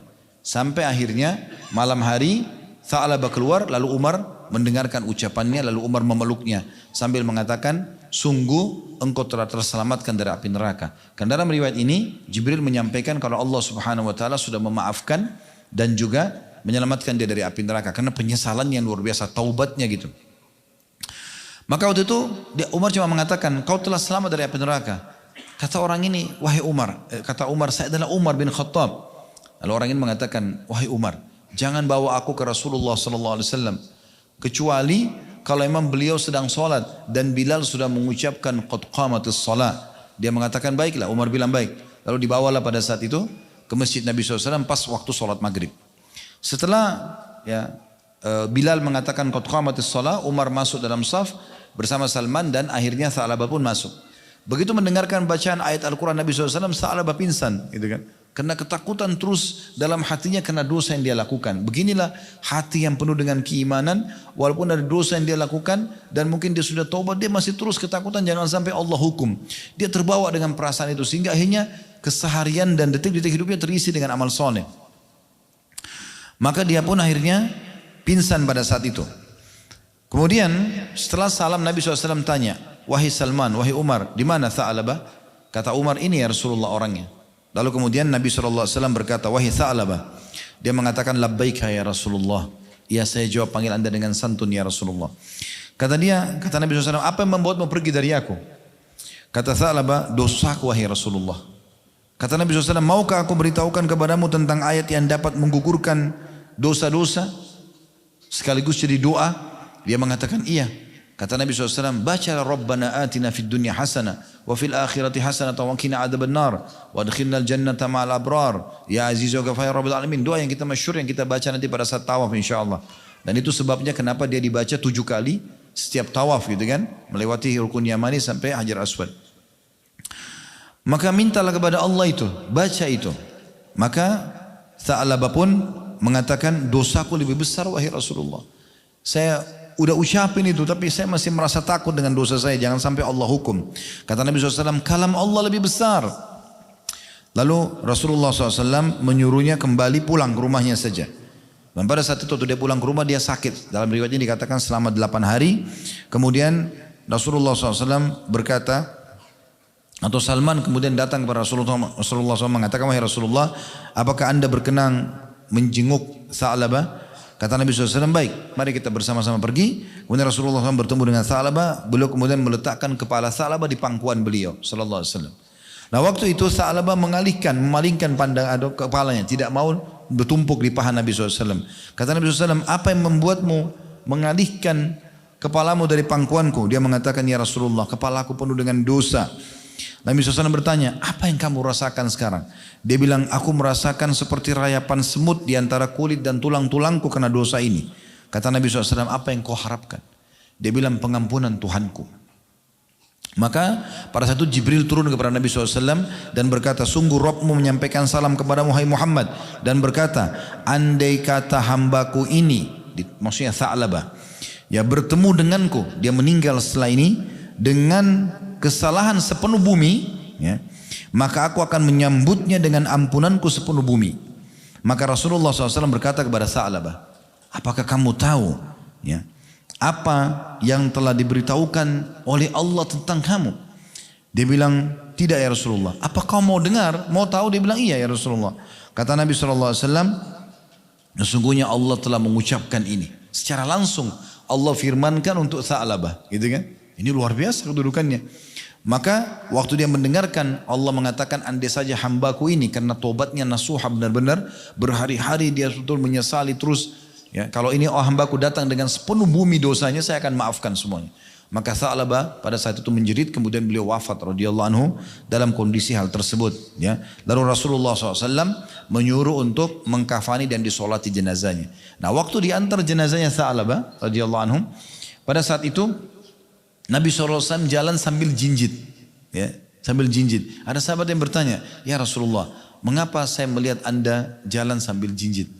Maka kata Nabi SAW, demi zat yang mengutusku dengan kebenaran, aku tidak bisa meletakkan kakiku di atas bumi karena banyaknya sayap malaikat yang turun mengantar jenazahnya Tha'labah. Ini karena taubat nasuhanya. Taubat itu indah teman-teman, bukan sesuatu yang menakutkan. Enak kembali kepada Allah SWT. Tenang orang kalau dalam keadaan iman dan amal soleh. Sebaliknya, orang yang berbuat dosa itu tidak tenang. Walaupun dia pergi ke diskotik yang paling bagus, dia minuman khamr yang paling mahal, tetap nggak ada ketenangan. Tapi orang tinggal di sebuah gubuk yang biasa, tapi kalau dia orang bersoleh, azan ke masjid tenang, dia merasa tentram. Keimanan akan membawa ketentraman. Begitu juga dengan taubat tentunya. Ada kisah yang sudah masyhur juga disebutkan dalam hadis Bukhari, cukup panjang sebenarnya. Kisah tentang Ka'ab bin Malik dan kedua temannya. Ya. Ini mungkin karena panjang saya bacakan, kita dengarkan saja, tapi subhanallah saya pribadi, saya tidak tahu Bapak Ibu nantinya, saya pribadi setiap kali baca kisah ini pasti saya terenyuh gitu. Ya, walaupun sudah berulang-ulang didengar, karena bagaimana orang yang tulus bertobat kepada Allah Subhanahu wa taala, Allah terima, dan sampai turun ayat Al-Quran yang menyebutkan tentang taubatnya. Dan ini tentunya teman-teman sekalian, Allah jadikan contoh bahwasanya semua orang yang tobat nasuha akan sama kasusnya sebenarnya. Walaupun ini sebagian sahabat yang disebutkan. Ka'ab bin Malik ini radhiyallahu anhu salah satu dari sahabat yang tidak mengikuti perang Tabuk. Ya. Ini peperangan terakhir Nabi SAW sebelum beliau wafat ya. Jadi setelah pembebasan kota Mekah, setelah mengalahkan suku Hawazim di Hunain, kemudian beliau pulang ke Madinah, kemudian mulailah ada haji pertama. Lalu setelah itu Nabi SAW membentuk pasukan perang wilayah Tabuk, menyerang wilayah Romawi pada saat itu ya. Nah beliau mewajibkan semua sahabat laki-laki harus ikut. Nah rupanya ada beberapa sahabat yang tidak hadir, di antaranya Ka'ab. Ceritanya begini, dalam riwayat Bukhari, saya bacakan saja. Dia mengatakan, aku tidak pernah tertinggal dari Rasulullah SAW dalam peperangan apapun yang dipimpin oleh beliau. Kecuali dalam perang Tabuk, memang aku tertinggal dalam perang Badar, namun tidak ada seorang pun yang tertinggal waktu itu yang dicela. Jazakallah khair. Jadi maksudnya, Ka'ab menceritakan saya tidak hadir di Badar. Kenapa? Karena Badar waktu itu Nabi tidak wajibkan. Tapi aku ketinggalan Badar bukan tidak dicela, cuma aku ketinggalan Tabuk. Dia ceritakan tentang Tabuknya. Sebab Rasulullah SAW dan kaum muslimin keluar untuk menghadang kafilah dagang Quraisy maksudnya di perang Badar yang pulang dari Syam. Kemudian Allah Subhanahu wa taala mempertemukan mereka dengan musuh mereka tanpa rencana. Dan sebelumnya aku telah hadir bersama Rasulullah SAW pada malam Aqabah. Sewaktu kami bersumpah setia membela Islam, aku tidak ingin kehadiranku di malam itu digantikan dengan perang Badar. Jadi bagi beliau hadir di malam Aqabah, kesepakatan Aqabah di tempat Jumrah, itu Nabi SAW ambil kesepakatan setia untuk membela Islam, hidup dan mati, selama hidup sampai mati membela Islam. Beliau hadir pada saat itu. Aku tidak ingin kehadiranku di malam Aqabah itu digantikan dengan perang Badar, meskipun perang Badar lebih dikenang di tengah orang-orang daripada Baiat Aqabah. Dan di antara kisah hidupku adalah ketika aku tertinggal dari Rasulullah SAW pada perang Tabuk, aku tidak pernah merasa lebih kuat dan lebih mampu daripada keadaanku ketika aku tertinggal dari beliau dalam perang tersebut. Maksudnya sehat fisik, pikiranku lagi jernih, ya, kondisiku memungkinkan. Beliau mengatakan aku tidak pernah merasa lebih kuat dan lebih mampu daripada keadaanku ketika aku tertinggal dari beliau dalam perang itu. Demi Allah, aku sebelumnya tidak pernah memiliki dua kendaraan. Namun di perang itu aku memilikinya. Artinya hartanya lebih melimpah dari sebelumnya. Rasulullah SAW tidak pernah menginginkan peperangan, melainkan beliau menyembunyikan daerah sasarannya dengan mengisyaratkan seolah beliau menginginkan menuju tempat lain.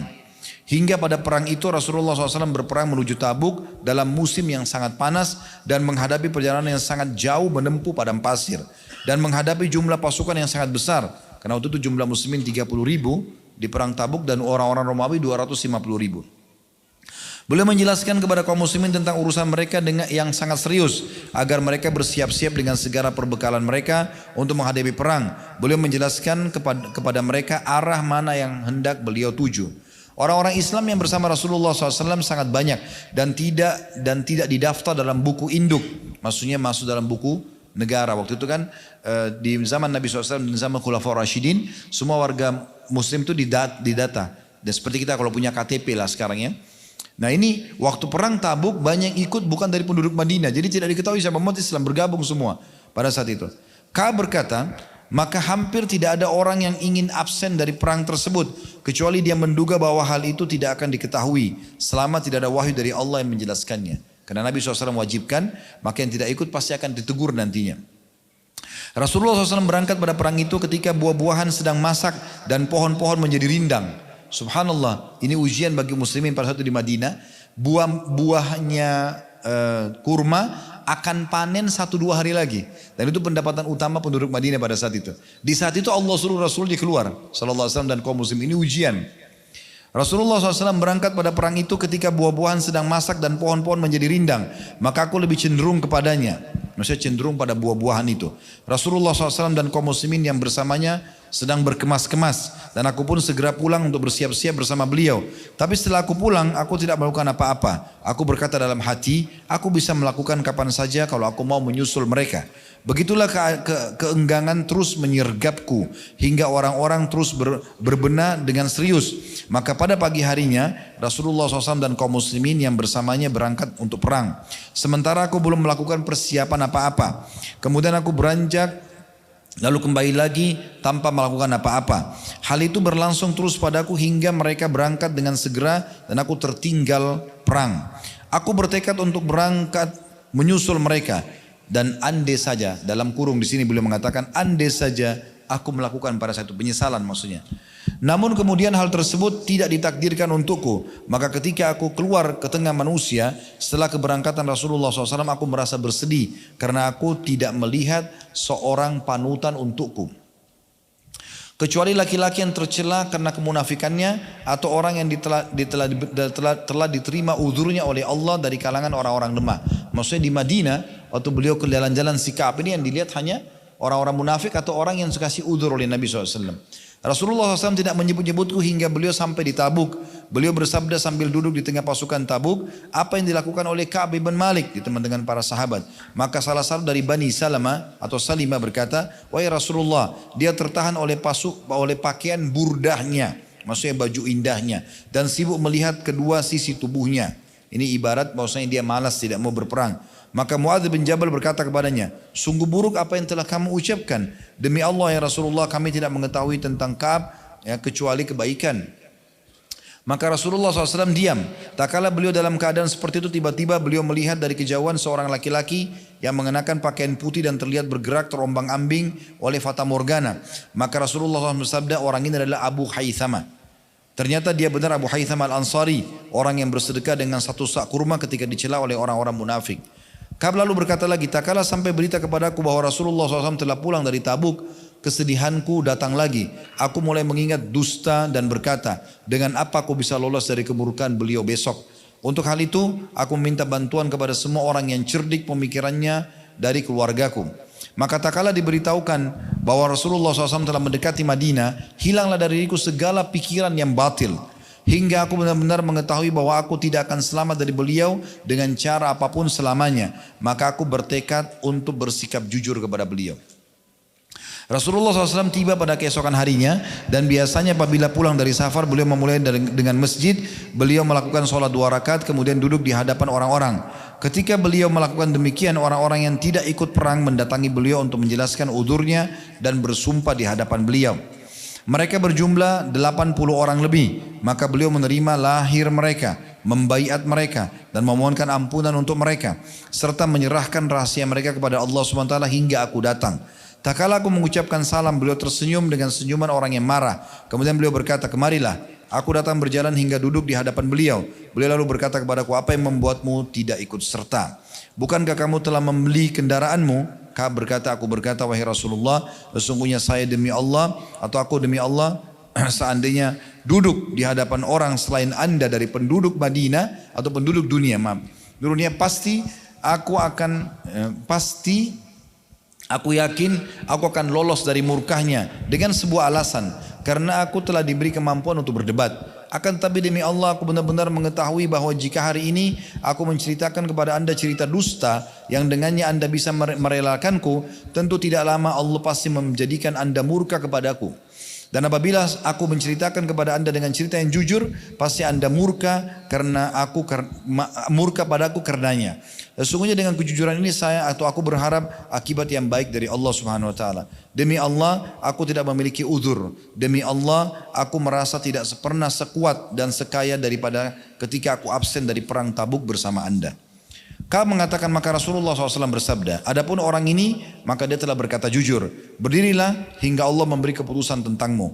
Beberapa orang dari Bani Salamah berjalan mengikutiku, mereka mengatakan kepadaku, demi Allah, kami tidak pernah mendapatimu berbuat dosa sebelum ini. Ternyata engkau tidak mampu mengajukan uzur kepada Rasulullah SAW seperti uzur yang diajukan oleh orang-orang lain yang absen.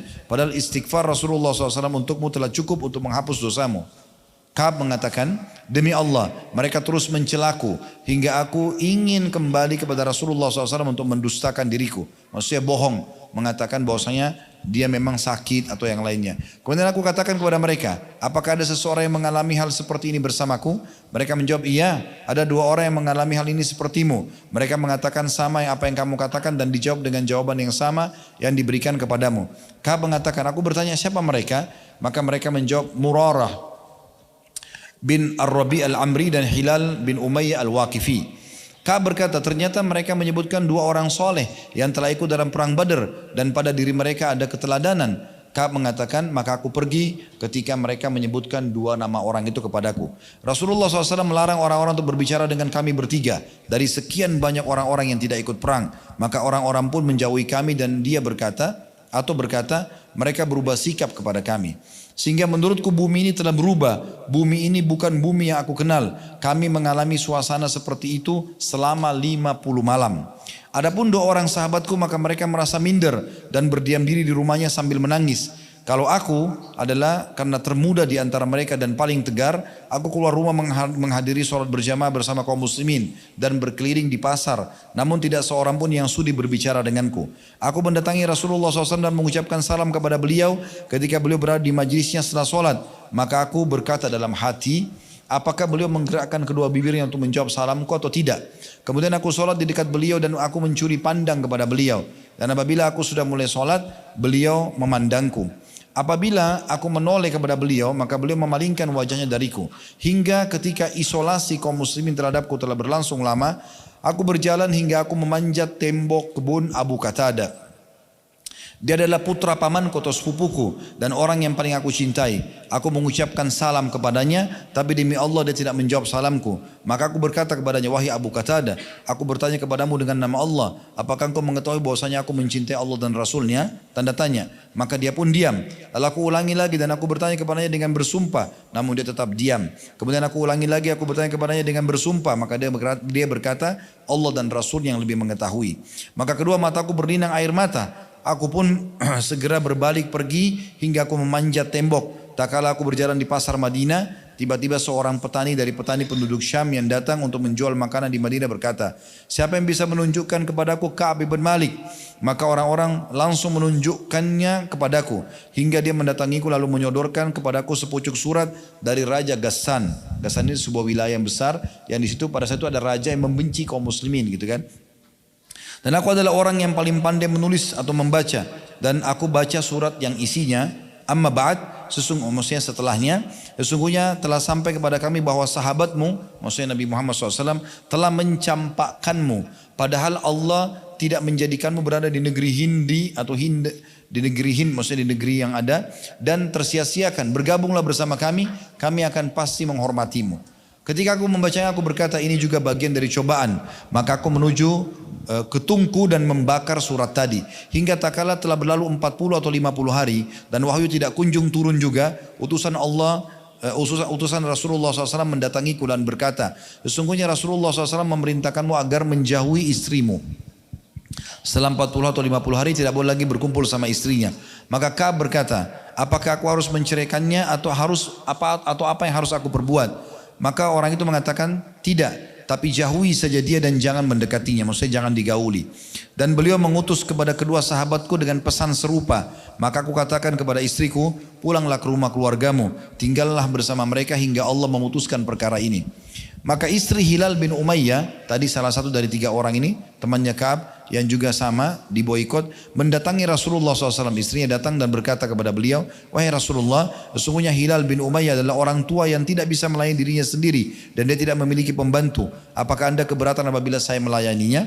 Beliau menjawab, tidak, tapi jangan sampai dia mendekatimu. Maka dia berkata, demi Allah sungguhnya tidak ada lagi padanya keinginan kepada apapun. Dan demi Allah dia terus menerus menangis semenjak hari itu hingga hari ini.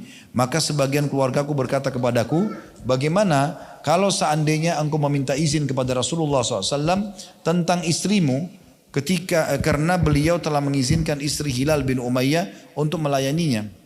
Maksudnya keluarga daripada Ka'ab datang kepada Ka'ab mengatakan, coba minta ya, coba minta kepada Rasulullah SAW untuk mengizinkan istrimu melayanimu. Maka aku jawab, aku tidak akan meminta izin kepada Rasulullah SAW tentang istriku. Siapa yang tahu apa yang akan dikatakan oleh Rasulullah SAW jika aku minta izin kepada beliau tentang istriku. Karena aku adalah laki-laki yang masih muda, maka aku tetap menjalani hidup seperti itu selama 10 malam hingga genaplah bagi kami 50 malam semenjak diberlakukan larangan berbicara dengan kami. Kemudian aku sholat subuh pada hari yang ke-50 di atas atap salah satu rumah kami, ketika aku sedang duduk dalam keadaan yang telah disebutkan oleh Allah SWT tentang kami, sementara jiwaku yang terasa sempit dan bumi pun telah merasa sempit, telah menjadi sempit bagiku, padahal bumi itu sangat luas. Tiba-tiba aku mendengar suara orang yang teriak-teriak dengan keras dari atas gunung Sala, atau salah satu gunung di Madinah. Dia teriak dengan suara yang paling keras, wahai Ka'ab bin Malik, bergembiralah. Maka aku langsung menyungkur sujud. Dan aku tahu bahwasanya jalan keluar telah datang. Maka Rasulullah SAW mengumumkan bahwa Allah SWT telah menerima taubat kami ketika beliau sholat atau selesai sholat subuh. Sehingga orang-orang pun berhamburan memberikan kabar gembira kepada kami. Sehingga orang-orang pun berhamburan memberikan kabar gembira kepada kami, dan juga kepada kedua sahabatku yang telah orang-orang dan kepada kedua sahabatku. Ada seseorang yang menunggangi kuda dengan kencang menujuku. Ada lagi dari Bani Aslam yang lari menujuku. Dia naik ke atas gunung dan suara itu lebih cepat daripada kuda. Tak kala orang yang aku dengar suaranya datang kepadaku untuk memberikan berita gembira, aku langsung melepas 2 pakaianku untuknya. Lalu aku pakaikan keduanya kepadanya. Sebagai balasan hadiah atas berita gembira yang disampaikan kepadaku. Demi Allah, aku tidak memiliki selain keduanya pada hari itu. Lalu aku meminjam 2 pakaian dan memakainya. Dan aku berangkat menuju Rasulullah SAW. Maka orang-orang secara berbondong-bondong menemuiku. Mereka mengucapkan selamat atas diterimanya tobatku oleh Allah.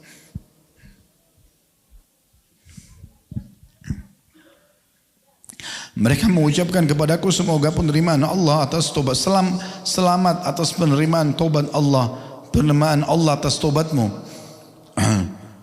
Hingga aku masuk masjid, ternyata Rasulullah SAW sedang duduk dikerumuni oleh orang-orang. Maka Talha bin Ubaidillah berjalan cepat, setengah berlari hingga menjabat tanganku dan mengucapkan selamat kepadaku. Demi Allah tidak ada seorang pun dari kaum muhajirin yang berdiri selain beliau, dan Ka'ab tidak pernah melupakan perbuatan Talha tersebut. Ka'ab berkata, ketika aku mengucapkan salam kepada Rasulullah SAW, beliau bersabda dengan wajah yang berseri-seri karena gembira. Bergembiralah dengan hari terbaik yang pernah melewati hidupmu semenjak kamu dilahirkan oleh ibumu. Aku bertanya, apakah dari anda wahai Rasulullah atau dari Allah? Maka beliau menjawab, tidak, akan tetapi dari Allah secara langsung. Apabila Rasulullah SAW bergembira, kata beliau, wajahnya bersinar seolah-olah wajah beliau adalah sepotong rembulan, dan kami mengetahui hal itu dari beliau. Maka tak kala aku duduk di hadapan beliau, aku berkata, wahai Rasulullah, sesungguhnya di antara taubatku adalah aku akan mengeluarkan hartaku sebagai sedekah kepada Allah dan Rasulnya. Maka Rasulullah SAW bersabda, tahanlah sebagian hartamu karena itu lebih baik untukmu. Maka aku berkata, sesungguhnya aku menahan sebagian yang ada di Khaybar. Dan aku berkata, wahai Rasulullah, sesungguhnya Allah telah menyelamatkanku karena kejujuran, dan sebagai bukti kebenaran taubatku, aku tidak akan berbicara melainkan dengan jujur selama aku masih hidup. Maka demi Allah, kata Ka'ab, aku tidak mengetahui seorang pun dari kaum muslimin yang diberi nikmat dari Allah dalam kejujuran ucapan semenjak aku katakan hal itu kepada Rasulullah SAW yang lebih baik daripada apa yang telah dianugerahkan oleh Allah kepadaku. Demi Allah, aku tidak pernah sengaja sekalipun untuk berdusta. Semenjak hal itu aku katakan kepada Rasulullah SAW sampai hari ini. Dan aku benar-benar berharap kepada Allah SWT agar menjagaku dalam sisa hidupku ini. Terakhir Ka'ab mengatakan, maka Allah menurunkan firman-Nya yang artinya sungguhnya Allah telah menerima taubat Nabi, orang-orang muhajirin dan orang-orang ansar yang mengikuti Nabi dalam masa kesulitan. Sampai firman Allah, sungguhnya Allah maha pengasih lagi maha penyayang kepada mereka dan terhadap 3 orang yang ditangguhkan penerimaan taubat mereka. Hingga apabila bumi telah menjadi sempit bagi mereka, padahal bumi itu luas, sampai firman Allah, bertakwalah kepada Allah dan hendaklah kalian bersama dengan orang-orang yang jujur. Surah At-Taubah, surah nomor 9 ayat 117 sampai 119. Kata Ka'ab, demi Allah, Allah tidak memberikan sebuah nikmat kepadaku yang lebih agung dalam jiwaku setelah Allah memberikan hidayah Islam kepadaku daripada sikap jujurku kepada Rasulullah SAW, yaitu aku tidak berdusta kepada beliau sehingga aku binasa sebagaimana orang-orang yang berdusta telah binasa. Sesungguhnya Allah SWT berfirman kepada orang-orang yang berdusta pada waktu Allah menurunkan wahyu dengan seburuk-buruk ucapan dikatakan kepada seseorang, di mana Allah berfirman yang artinya kelak mereka akan bersumpah kepada kalian dengan nama Allah apabila kalian kembali kepada mereka agar kalian berpaling dari mereka, maka berpalinglah dari mereka karena sungguhnya mereka itu adalah najis dan tempat mereka adalah neraka jahanam sebagai balasan atas apa yang telah mereka kerjakan. Mereka akan bersumpah kepada kalian, maksudnya orang-orang munafik suka bersumpah dusta agar kalian ridho kepada mereka, tapi jika sekiranya kalian ridho kepada mereka, sesungguhnya Allah tidak akan pernah ridho terhadap orang-orang fasik itu. Surah At-Taubah ayat 95 sampai 96. Ka'ab lalu menutup ceritanya mengatakan, urusan kami bertiga ditangguhkan di antara perkara orang-orang yang alasan mereka telah diterima oleh Rasulullah SAW ketika mereka bersumpah kepada beliau, dan beliau pun membayat mereka dan memohon ampun untuk mereka, sementara Rasulullah SAW menunda kami bertiga sesuai dengan apa yang Allah telah perintahkan. Dan ini diriwayatkan oleh Bukhari dan Muslim. Kisah Ka'ab ini teman-teman sekalian, jadi saya bacakan seperti ini dengan cepat, ataupun Bapak Ibu baca sendiri nanti di rumah, maka akan sama panjangnya kurang lebih. Maka saya melihat penting juga untuk kita baca dan kita ambil pelajaran bagaimana ketulusan taubatnya Ka'ab bin Malik radhiyallahu anhu telah membuat dia selamat dari siksa Allah Subhanahu wa taala, dan juga Allah Subhanahu wa taala kekalkan setiap kali orang baca surah At-Taubah tadi ayat 117 sampai 119, maka pada saat itulah ya orang akan selalu mengenang tentang kisah Ka'ab ini. Kisah selanjutnya teman-teman sekalian adalah kisah tentang seorang wanita yang telah disampaikan fatwa oleh Abu Hurairah radhiyallahu anhu.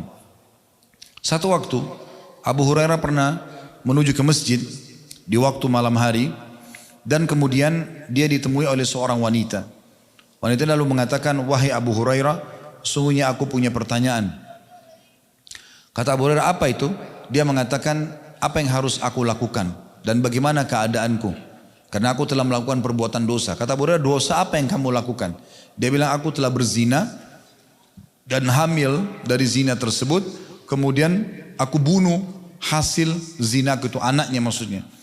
Maka kata Abu Hurairah, sungguh seburuk-buruk perbuatan yang telah kau lakukan tidak ada tobat bagimu. Maka wanita tersebut pun menangis terisak-isak dan kemudian meninggalkan Abu Hurairah. Dalam riwayat ini dikatakan, maka Abu Hurairah berkata pada dirinya sendiri, bagaimana bisa aku mengeluarkan fatwa ya sementara Rasulullah SAW masih hidup di tengah-tengah kami. Di pagi harinya Abu Hurairah mengatakan, aku mendatangi Nabi SAW dan mengatakan, ya Rasulullah, tadi malam ada seorang wanita menanyakan fatwa kepadaku tentang begini dan begitu. Maka Rasulullah SAW mengatakan, inna lillahi wa inna ilaihi raji'un. Kita milik Allah dan kita akan kembali kepada Allah. Demi Allah yang telah binasa, engkau telah binasa dan membinasakan. Maksudnya dengan fatwamu ini seakan-akan orang kalau sudah berbuat dosa tidak akan diterima tobatnya sama Allah. Ini engkau telah binasa dan membinasakan orang lain. Di mana kau dari firman Allah Subhanahu wa taala dalam surah Furqan ayat 68 sampai 70 yang artinya, dan orang yang tidak mempersekutukan Allah dengan sembahan lain dan tidak membunuh yang diharamkan Allah kecuali dengan alasan yang benar dan tidak berzina, dan barang siapa yang melakukan demikian itu niscaya mendapatkan hukuman yang berat, hingga sampai firman Allah SWT, maka kejahatan mereka akan diganti Allah dengan kebaikan dan Allah Maha Pengampun lagi Maha Penyayang. Maka Abu Hurairah karena ketakutan dengan perbuatan ini, dia mengatakan, aku pun keluar di waktu itu keliling mencari mana wanita tadi, sampai anak-anak kecil mengatakan Abu Hurairah sudah gila, karena menanyakan, apakah kalian lihat wanita ini, cirinya seperti ini, yang tanyakan fatwa kepada saya kemarin. Terus saja Abu Hurairah bertanya sampai orang-orang anak kecil mengatakan Abu Hurairah sudah gila. Kemudian dia mengatakan, sampainya saya menemui wanita tersebut di tempat yang dia telah menanyakan fatwa kepadaku. Lalu aku pun akhirnya menyampaikan apa yang telah disampaikan Nabi SAW, kalau taubatnya akan diterima. Maka tiba-tiba wanita tersebut pun berteriak dengan suara keras sambil karena gembiranya dan bertakbir, ya, memohon kepada Allah SWT agar taubatnya diterima. Dan dia mengatakan, aku akan menyedekahkan kebunku yang aku berikan kepada orang-orang miskin karena dosaku ini. Ini salah satu contoh kisah, dan ini dikuatkan dengan kisah seorang wanita. Saya ingin tutup dengan ini Bapak Ibu sekalian. Kalau Anda bertemu dengan seseorang yang mungkin masa lalunya kelam, kita pasti punya teman-teman, atau bahkan kita sendiri mungkin punya masa lalu yang kelam. Mungkin kita sudah berbuat segala macam dosa yang mungkin orang lain ada di antara dosa itu tidak melakukannya. Atau mungkin kita sama selevel dengan orang lain gitu kan. Maka kita sekarang sudah taubat. Mungkin ada di antara teman-teman yang kita kenal dulu penjahat, pezina, pemabuk, narkotika, tapi tiba-tiba kita bertemu sama dia di sebuah majelis taklim misalnya, atau kita ketemu di travel haji dan umrah seperti ini. Maka jangan sampai Anda menjatuhkan dia atau menyalahkan dia seakan-akan dia tuh, loh kok kamu taubat, kok kamu ini, apa benar kau sudah berubah? Jangan pernah berbicara membahasakan masalah itu, karena bisa saja taubatnya dia mengalahkan taubat kita. Seburuk apapun perbuatan dia, walaupun dia baru taubat beberapa saat saja sebelumnya. Ini penting sekali. Karena pernah, ini sebagai penutup, ada seorang wanita di masa Nabi SAW berzina. Statusnya ini luar biasa. Dia seorang istri, ya, kemudian dia berzina, hamil dari perzinahan tersebut. Maka karena takutnya dengan dosanya, dia datang kepada Nabi SAW lalu mengatakan, ya Rasulullah, saya telah berzina, saya ketakutan Allah hukum. Coba ya, rajam saja saya. Karena orang yang sudah menikah dirajam kalau sudah berzina, atau sudah berzina dan kepergok gitu. Apalagi kalau dia juga buat pengakuan, ya. Maka kata Nabi SAW, kalau kamu lagi hamil sekarang, anak yang dikandung ini punya hak. Kamu berzina tapi dia tidak salah, maka tunggulah sampai engkau melahirkan. Wanita ini menunggu selama 9 bulan. Dia terus dihantui dengan rasa takutnya. Dia ketakutan, maka dia terus bertobat kepada Allah Subhanahu Wa Taala sampai melahirkan. Setelah melahirkan lewat 9 bulan, dia masih datang kepada Nabi SAW dan mengatakan, ya Rasulullah, sesungguhnya saya sudah selesai menjalankan apa yang Anda perintahkan, sudah melahirkan bayi ini, rajam saya ingin disucikan. Ya, ini berarti betul-betul orang tobat nasuha, ya. Karena orang tobat nasuha itu teman-teman sekalian merasa dosa itu selalu dia takut kalau Allah hukum. Maka dia mengatakan, hukum saya Rasulullah. Kata Nabi SAW, sesungguhnya bayi yang kamu baru lahirkan punya hak untuk disusuin selama 2 tahun, susuilah. Maka disusuilah selama 2 tahun. Setelah 2 tahun, jadi sudah 2 tahun 9 bulan berlalu dari masa itu, masih saja berkecamuk dalam hatinya rasa takut Allah hukum. Dan ini menandakan iman yang luar biasa. Maka datang kepada Nabi SAW mengatakan, ya Rasulullah, anak ini sudah saya berikan hak susunya. Bersihkan saya, sucikan saya, rajam. Maka Nabi SAW suruh ikat, kuatkan kain bajunya, lalu dilempari batu, dirajam pada saat itu. Waktu dirajam ada seorang sahabat teriak mengatakan, semoga Allah melaknatmu. Maksudnya, kenapa kamu sudah menikah berzina?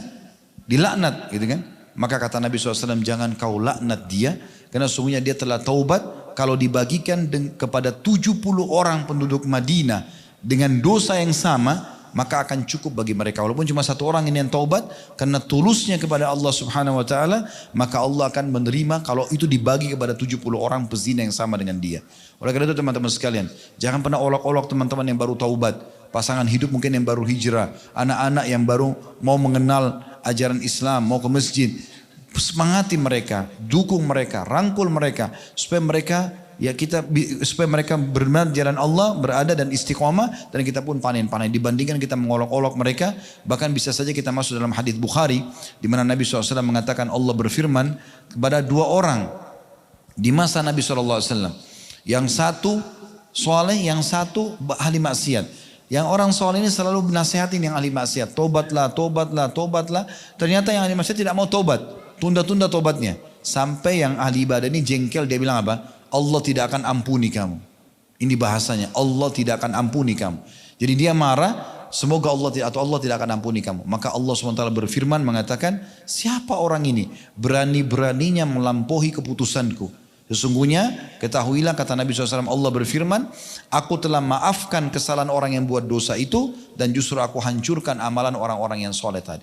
Jadi teman-teman hati-hati.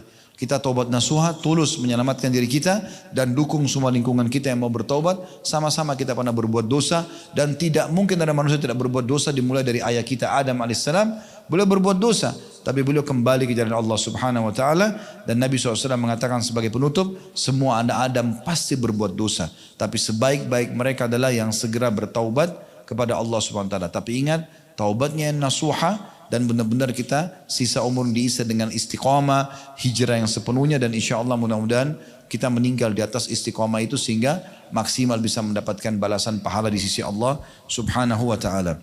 Baik teman-teman sekalian, kita berharap Allah Subhanahu wa taala memberkahi majelis kita dan jadikan sebagai majelis yang penuh dengan berkah, ilmu yang bermanfaat, keikhlasan dan juga diterima sebagai pahala yang sempurna. Dan semoga Allah Subhanahu wa taala menjadikan kita semua bersatu di surga firdausnya tanpa hisab, disatukan dalam majelis ilmu yang mulia ini. Kalau benar dari Allah, ada salah dari saya mohon dimaafkan. Subhanakallahumma bihamdika asyhadu an la ilaha illa anta astaghfiruka wa atubu ilaik. Wassalamualaikum warahmatullahi wabarakatuh.